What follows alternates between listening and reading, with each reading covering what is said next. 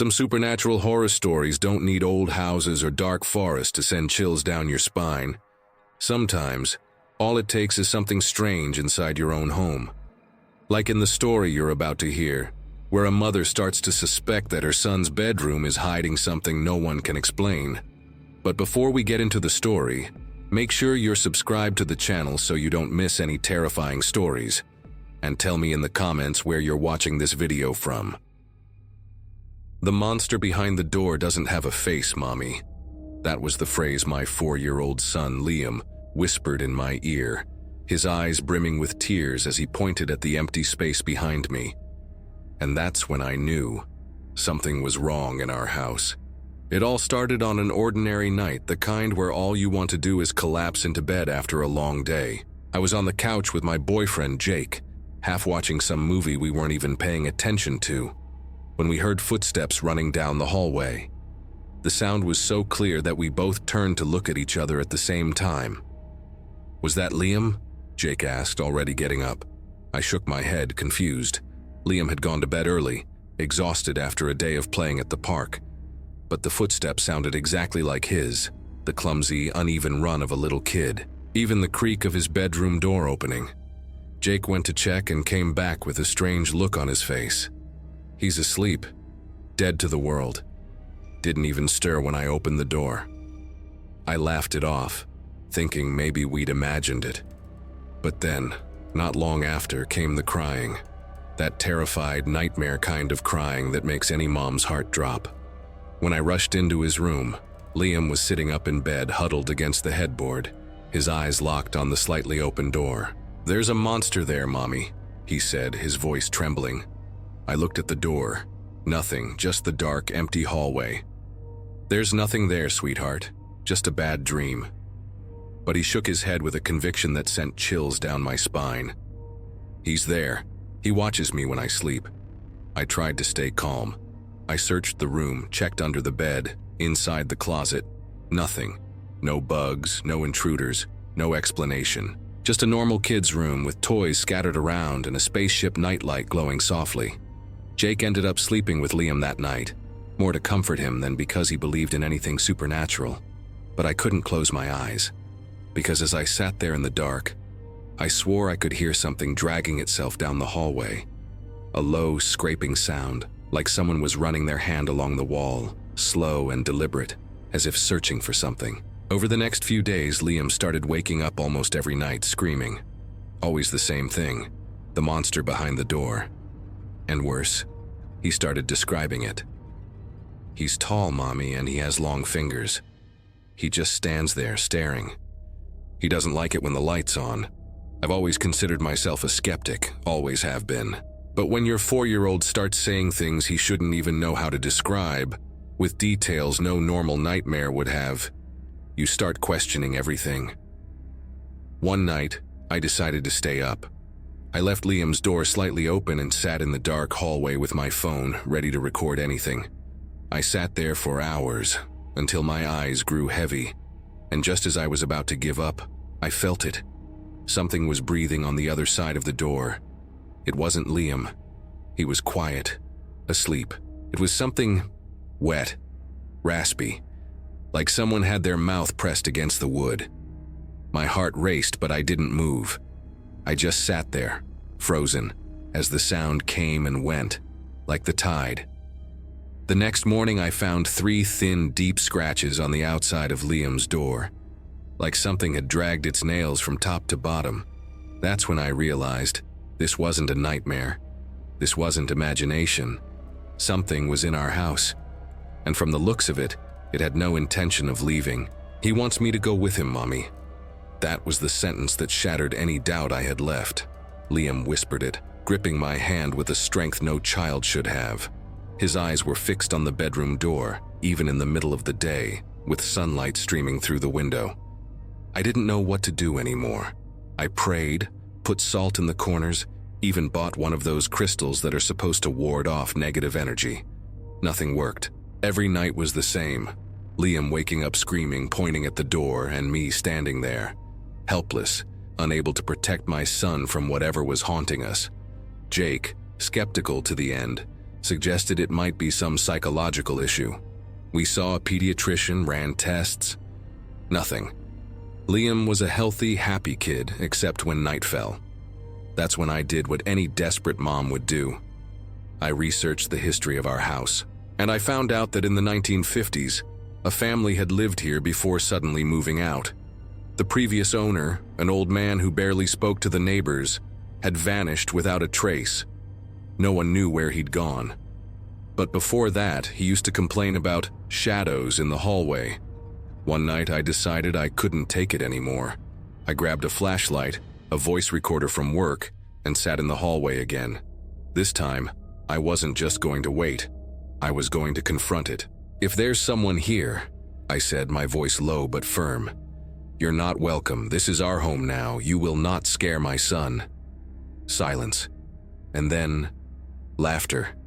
It wasn't loud, it wasn't clear, but it was there. A rough, raspy sound like it was coming from far away, yet somehow right in my ear. My hands shook, but I didn't run. "Leave."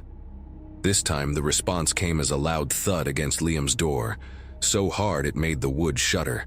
He woke up crying and I rushed inside, ready to face whatever was there. But the room was empty. Just Liam curled up in bed and the window wide open, even though I was sure I'd closed it. That's when I looked at the floor. There were marks, dirty footprints like someone had walked through with soaked feet. They led from the closet past the foot of the bed and straight to the window. But the worst part? They were huge, way bigger than a child's feet. We didn't sleep at home that night. We went to a hotel, and the next day we called a priest. The ritual was simple, but the feeling during it was like the air was thick, sticky. The priest spoke in Latin, sprinkled holy water in the corners, and for a moment I swore I heard something whispering behind me.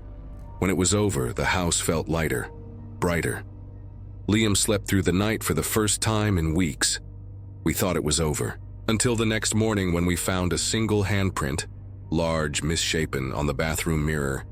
And Liam, staring at it, said the most terrifying thing of all.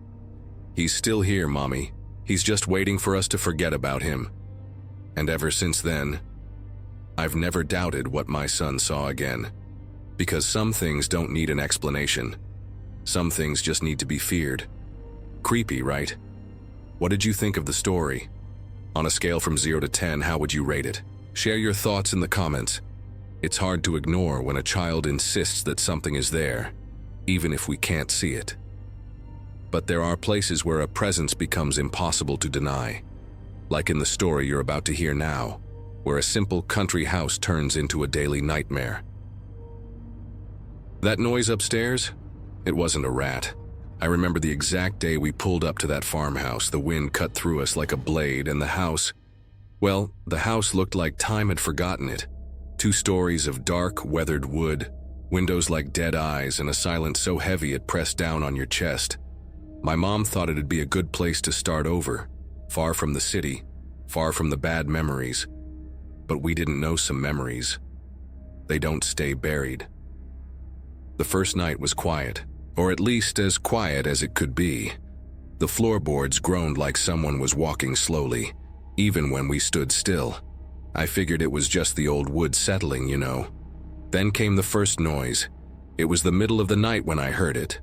Something in the kitchen, pots clattering like someone was rummaging through the cabinets.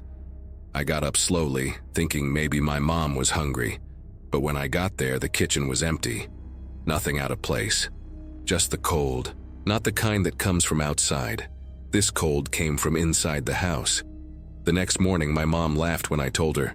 "Probably the pipes or an animal in the attic," she said. But I couldn't shake the feeling that we weren't alone. Then the footsteps started, always at the same time, just after sunset. Someone or something walking upstairs. Slow, like they were waiting for us to hear. One night, I swore I heard dragging footsteps in the hallway, like someone was standing just outside my bedroom door. When I opened it, nothing. Just the dark hallway and that strange smell. Damp earth and something else. Something sweet, almost rotten. My mom still tried to explain it away.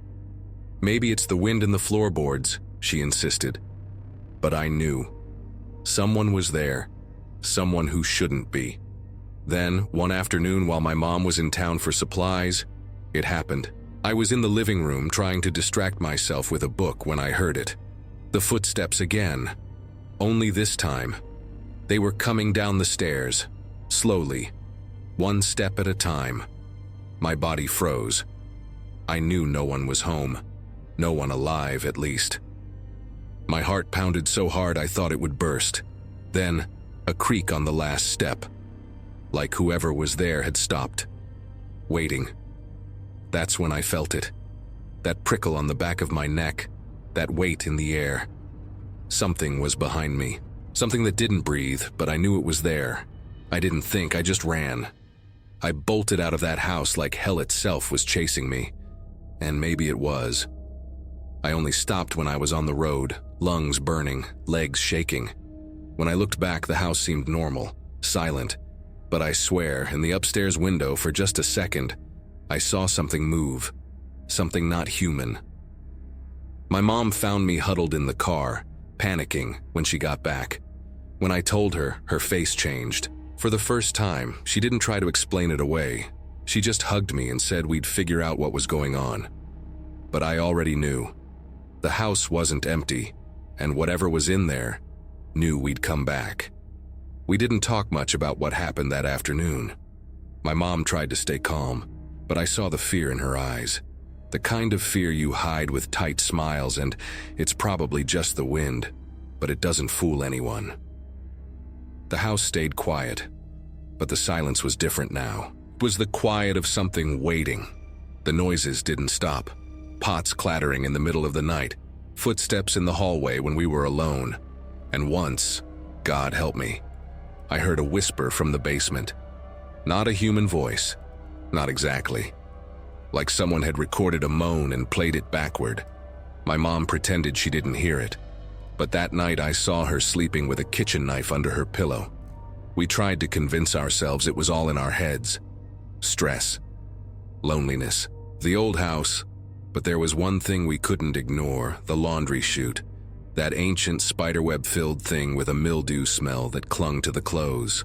The door was always open even when we shut it. And one night I swore I saw a hand, pale, thin as a twig, vanishing inside when I turned on the light. That's when my mom decided to track down the previous owners.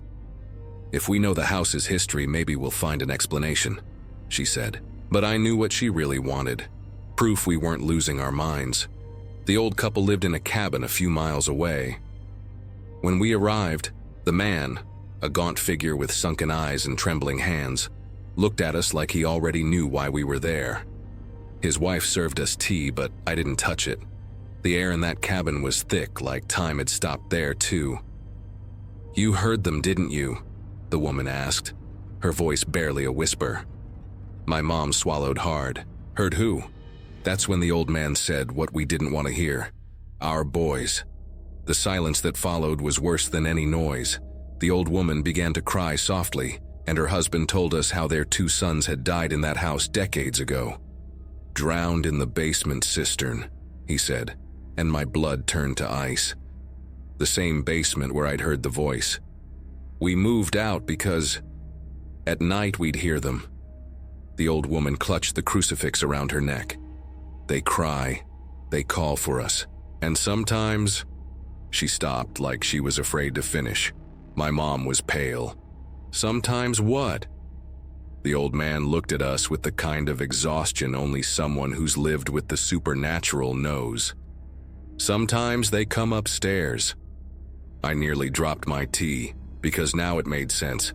The footsteps, the smell of stagnant water, and worst of all, the feeling that something was always coming down to watch us. We drove back to the house in silence. This time, not even my mom tried to make excuses. And when night fell, the house went quiet again. But I knew. It was only a matter of time before they made noise again. That night was the worst of all. We returned from the old couple's cabin with our heads full of ghosts.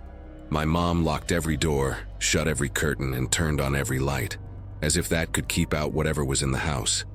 But I knew. Locks couldn't hold what was already inside. I tried to sleep, but every creak in the floorboards made me jump. Then around 3 a.m., the sound came. Crying. Faint. Muffled like it was coming from inside the walls. Not the wind. Not an animal. It was children. 2 of them. My mom rushed into my room, her eyes wide in the dark. "Did you hear that?" she whispered. I just nodded, my heart in my throat. Then the footsteps started again. Slow. Heavy. Climbing the stairs. 1, 2, 3 steps. Stopping. Like they were listening. My mom grabbed my arm. "We're leaving. Now."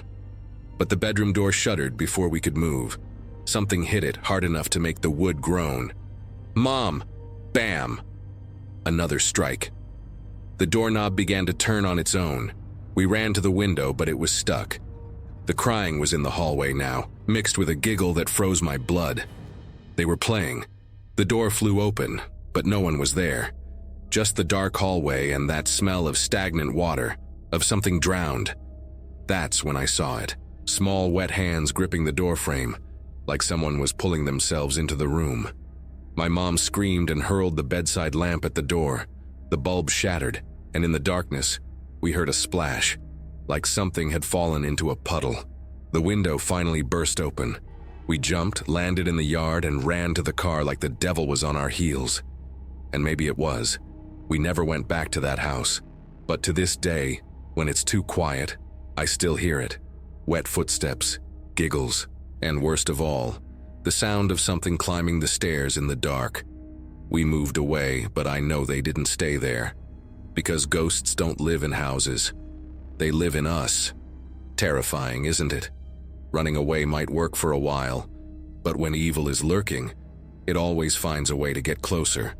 Especially when someone decides to open a portal that should have stayed shut, like in the next story, where a simple game brought disturbing consequences.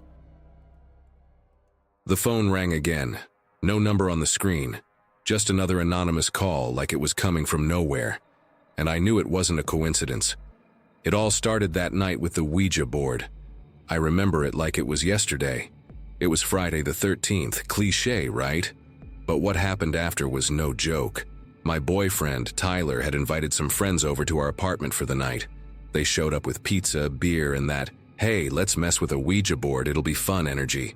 I'd never used one before, but I didn't take it seriously. To me, it was just a plastic game, you know. We turned off the lights, lit some candles, because of course it had to be dramatic, and placed the board on the floor. The letters, the numbers, the yes and no, and that little planchette thing that's supposed to move on its own. We put our fingers on it, barely touching, and started asking questions.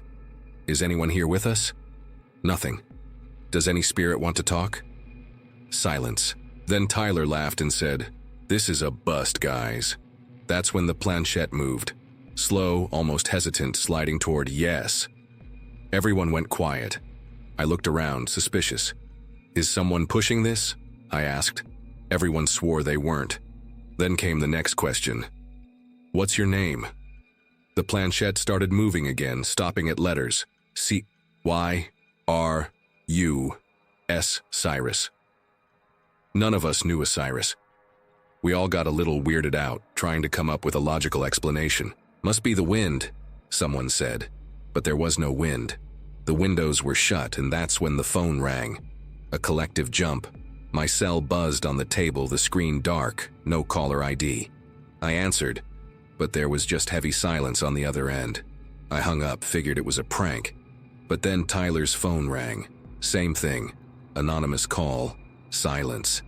We laughed nervously, saying it was probably some telemarketer glitch, but deep down, something didn't add up. The Ouija session ended right after. No one wanted to keep going. We packed up the board like it was burning our hands, like just touching it could make something happen. Our friends left earlier than planned, and Tyler and I were left alone, trying to ignore the weird vibe hanging in the air. But the calls didn't stop. That same night, my phone rang again. No number.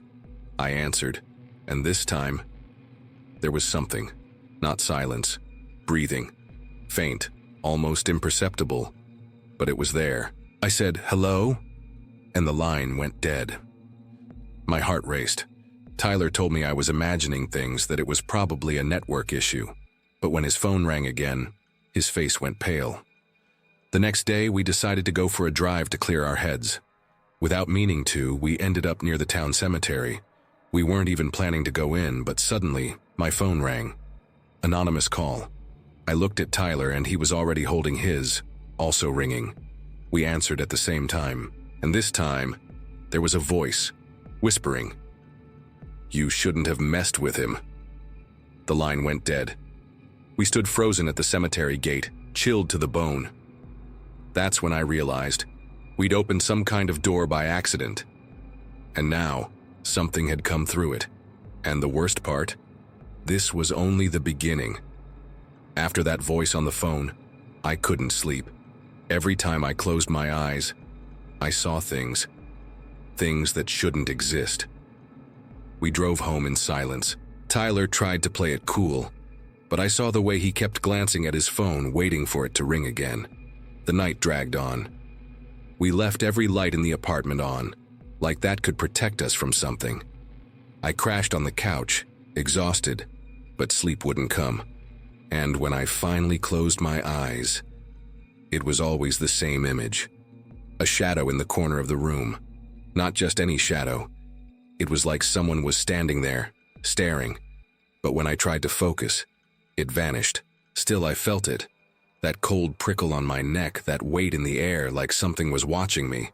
And worse, when I looked in the hallway mirror, there was something behind me. Just a flash, a face that wasn't mine, but it disappeared before I could scream. Tyler started snoring and I lay there, paralyzed, until my phone vibrated. It wasn't a call. It was a message. "You know who I am." Unknown number. My finger trembled as I tried to reply. "Who is this?" The answer came instantly. "Cyrus." I threw my phone across the room. I woke Tyler up, told him it was a nightmare, but he saw my face. He knew. The next day, he pulled me aside. "We gotta do it again." "Do what?" I asked, even though I already knew. "The board. If we open something, we gotta close it." I didn't want to. Every fiber of my being screamed to run, but he insisted. "If we don't, these calls won't stop." Night fell, and we sat on the living room floor, the board between us. No friends, no laughter, just us and that silence that felt like it was screaming. We placed our fingers on the planchette, and I asked the question before fear could stop me. "Cyrus, are you here?" The piece moved immediately. "Yes." Tyler took a deep breath. "What do you want?" The planchette began to drag, letter by letter. "Give me back." "Give what back?" I asked. But then the piece started moving on its own, fast, like someone was yanking it hard. It spun in circles, slamming into the edges of the board, and then, crack! The ceiling light exploded. We scrambled back, and in the dark, all we could hear was our ragged breathing, until the phone rang. Both of ours at the same time. This time I didn't answer, but he did. Tyler slowly lifted his phone, and I watched his face change. He didn't say a word, just listened. Then, with a calm that terrified me, he hung up and looked at me. He said he's already inside the apartment. We looked around. The place was empty, but we knew something was there. That's when I understood. We weren't alone in the apartment anymore. And the worst part? Cyrus had never been a stranger. Tyler locked the bedroom door, but we both knew it wouldn't help. The air was freezing, even in the summer heat. Moonlight streamed through the window, casting shadows that moved on their own. I clung to Tyler, listening for any sound, any sign that something was moving through the house. Then we heard it. Scratching, coming from the bedroom door. Slow, like someone was dragging their nails down the wood. My heart pounded so hard I thought it would burst. Tyler grabbed his phone, dialed 911, but the call failed. Tried again. Failed. Again. Then the noise stopped. Heavy silence. We barely breathed. Until the phone rang. This time, it was the old landline in the living room, the one we never used. It rang 3 times, shrill in the night. Tyler held me tighter. "Don't answer," he whispered. But then we heard it. The click of the call being picked up.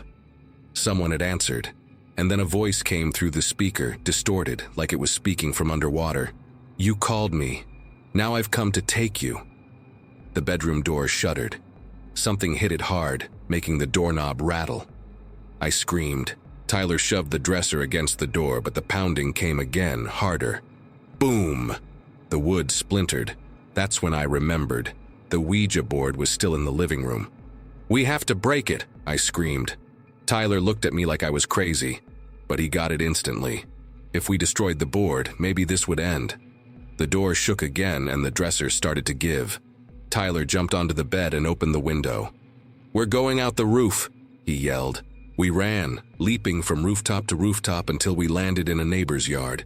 We sprinted to the car and came back to the apartment the next day, with a priest. The place was wrecked.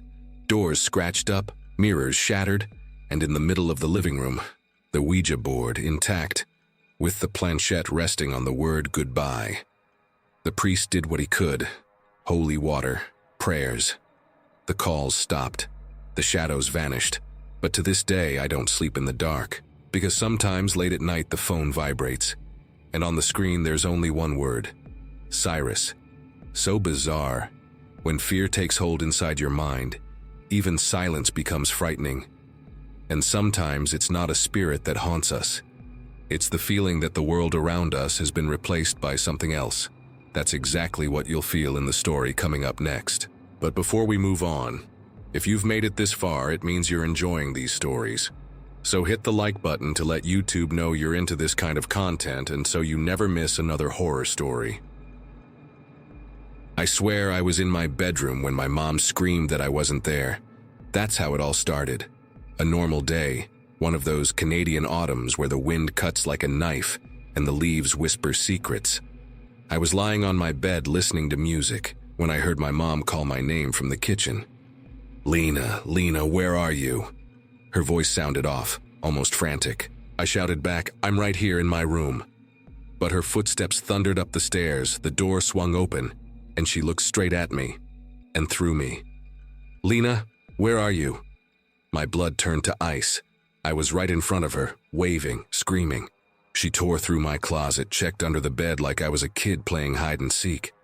Then out of nowhere, she stopped, stared blankly at the empty space in the middle of the room, and smiled. "Oh, there you are." And just like that, she walked out like nothing had happened. At first, I laughed, thought it was some weird joke. But then things started getting wrong.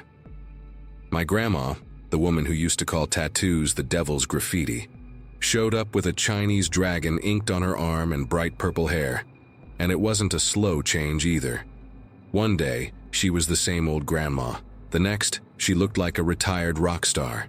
When I asked her about it, she just gave me this empty stare and said, "I've always been like this, sweetheart." My mom, who used to be so laid back, suddenly turned into a rule-obsessed fanatic. Everything was a sin, everything was dangerous. One night, she grabbed my fantasy books, dragged them into the backyard, and burned them, muttering something in Latin while the flames devoured the pages. I stood there, frozen, watching my stories turn to ash. And me? I started losing myself. Sometimes I'd wake up and see my body still lying in bed while I floated near the ceiling. Other times, I'd have crystal clear memories of things that never happened. A birthday party in the park no one else remembered. A dog we never owned. When I brought it up, my family just laughed. "Lena, you've always had such a wild imagination." I went to the doctor, of course. They gave me anxiety meds, talked about stress, but every test came back normal. One psychiatrist even suggested I was having dissociative episodes. But I knew it was more than that. Something had changed, not just in my head, but in the world around me. My boyfriend Jake was the only one who took me seriously. He dove into wild internet theories, parallel universes, reality shifts, even spiritual possession. Nothing fit perfectly, but one thing was clear. I wasn't crazy. Something had messed with my life, with my family. And worse, I had this sinking feeling that one day, I'd wake up and wouldn't even recognize myself in the mirror. Then, one cold night, as I lay in bed trying not to float again, I heard a whisper from the hallway. My grandma's voice, but different. She's figured it out. It won't be long now. That sentence echoed in my head like a funeral bell. I froze, holding my breath as her footsteps faded down the hall. My heart pounded so hard I was sure someone could hear it. That night, I didn't sleep. I just stared at the ceiling, waiting for my body to lift off again, waiting for something, or someone, to pull me out of myself. The next day, I decided I needed proof. If my family had changed, if I was changing, someone, or something, had to have left a trace. I started searching the house when everyone was out, rifling through drawers, hunting for old photos, anything to confirm I wasn't losing my mind, and that's when I found it. In the attic, buried under a pile of dusty books, a diary. It wasn't mine. It wasn't my mom's. It belonged to my other grandma. Yeah, you heard me right. The handwriting was different, but the name inside the cover was the same. Margaret O'Connor. Only, my grandma's name was Margaret, but she never used O'Connor. Her last name was Wells. I flipped through the pages with shaking hands, and what I read made my stomach twist. They're replacing us, one by one. It's not a dream. It's not madness. They come from the darkness between worlds, and when they take your place, no one remembers who you were before. The diary described exactly what I'd been experiencing. People changing overnight, memories that didn't exist, the feeling of being watched by something lurking in the shadows of the house. At the end, one line sent chills down my spine. If you're reading this, Lena, it's because they're coming for you. They want your body. They want your life. How did she know my name? That night I showed the diary to Jake. He went pale, but he didn't call me crazy. Instead, he took me to his place and said, "You can't go back there." But I had to. If this was real, if my family had been replaced, I couldn't just leave them there. When I stepped inside, the house was dark. The TV was on, but there was no sound. The kitchen smelled like something had burned. And then I saw my mom. She was standing in the middle of the living room, her back to me, her shoulders hunched in a way that wasn't human. When she turned around, her eyes were black. Not dark, no whites, no pupils, just endless darkness. "Lena," she said, but the voice wasn't hers. It was raspy, like she'd swallowed ashes. "You should have pretended you didn't see." I ran. I ran like I'd never run before. I heard footsteps behind me, too fast, too many, like there were more of them in the dark. Jake was waiting in the car, and the second I jumped in, he floored it before I could even close the door. Now I'm writing this from a motel in the middle of nowhere. Jake went to get food 2 hours ago and hasn't come back. And I can hear footsteps outside. They know where I am. They always know. What a nightmare. What did you think of this story? On a scale of 0 to 10, how would you rate it? Leave your answer in the comments. The attic closet was never empty. I grew up in the dusty rooms of that old house in Valencia, with its faded tiles and hallways that groaned like whispers. My grandmother, a stern woman with calloused hands, always said the walls there had a memory, and she was right. The house was nearly 150 years old, and every corner held a secret, especially the attic. I remember being forbidden from going up there as a kid. "It's dangerous," my grandmother would grumble, her eyes sharpening like she expected me to disobey just by thinking about that twisted wooden staircase. But kids are like that, right? The more you forbid something, the more it itches at your curiosity. And it was on a stifling summer day during a game of hide-and-seek with my cousins that I discovered what really lived in that house. I hid in the second-floor hallway near the attic door, the only one always locked. But that day it was slightly ajar. An invitation. My heart raced, but excitement won over fear. I climbed the steps slowly, feeling the wood creak beneath my feet, until I reached that dusty box-filled space. And that's when I saw the closet. Tall, dark, with carved oak doors. It hadn't been there the last time I'd snuck up. Yes, I'd disobeyed before. And worse, the doors were moving. It wasn't the wind. The house was still, suffocated by the heat. It was something inside the closet. Then I saw the shadows. Dark figures too thin, as if they'd been squeezed to fit. They slid across the floor one after another, slipping into the closet, until the last one stopped and turned toward me. It had no face, just a void darker than the surrounding blackness, but I knew it saw me. Then the closet doors slammed shut with a thunderous bang. I bolted, nearly tumbling down the stairs. My cousins found me pale as a ghost, shaking in the hallway. "It was the attic," I stammered, but no one believed me, until weeks later when my Uncle Jake came to visit and slept in the room next to my grandmother's. In the dead of night, he woke to a dragging sound, and saw it. A tall black figure oozing like oil, slipping into my grandmother's room. He swore it had fingers too long, scraping the floor as it moved. The next morning, my Aunt Lisa came to care for my grandmother, who'd been acting weak. But when Lisa walked into the room, she didn't see her. She saw something sitting on the bed with my grandmother's eyes, but the rest of it wasn't human. "It looked at me like I was a piece of meat," my aunt said later, her hands trembling. Then the thing smiled. A second later, it vanished. My grandmother was lying there, fast asleep as if nothing had happened. After that, I avoided the upstairs. But the house wasn't done with me. One night, my bedroom fan, turned off, began spinning on its own, faster and faster, until I heard a whisper from the hallway.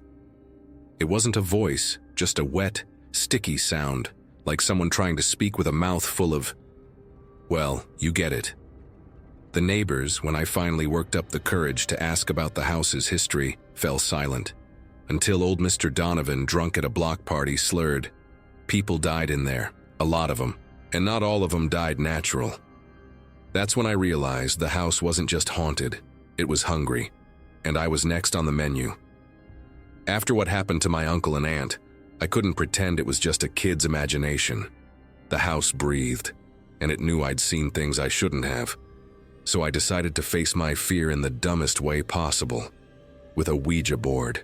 I borrowed one from a school friend, who swore hers really worked, and roped in two brave, or stupid as we'd later find out, friends. We locked ourselves in the basement, lit candles, and placed our fingers on that cursed planchette. At first, it was just nervous laughter. "Is anyone here?" I asked, trying not to shake. The planchette moved slowly toward yes. My friend Pete let out a shaky laugh, but I saw sweat beading on his forehead. Then came the question that ruined everything. Who's talking to us? The planchette started flying across the board, spelling out letters that made no sense, until it stopped at my. One of the candles flickered out. The air turned icy, like someone had thrown open a door to winter. Then the final word, house. We scrambled up so fast the board flew across the room. Pete screamed as the basement door slammed shut on its own, locking us inside. The last candle died, and in the darkness we heard it. Footsteps, slow, dragging, coming up the stairs. Something was breathing heavily on the other side of the door. That's when my friend Louise's phone rang. It was her mom, but when she answered, all we heard was static, and a distorted voice whispering, "You shouldn't have come." The call dropped. The basement door creaked open. We ran like hell, sprinting up the stairs and into the land of the living. I never touched a Ouija board again, but the house wasn't finished with me. Years later, as an adult, I moved into a sleek downtown apartment. At least there's no attic here, I thought. How naive. The first night was quiet. The second, I woke to a snap in the hallway. I got up slowly, thinking it was my cat until I saw it. A tall, thin figure standing at the end of the hall. It didn't move, didn't breathe, just stared. Its eyes were two hollow pits, but I could feel the hatred pouring out of them. I screamed and flipped on the light. Nothing, just the stench of something rotten like old meat. The next day, I found out the previous tenant, a lonely old woman, had died alone in the apartment. It took weeks to find her body. The worst part?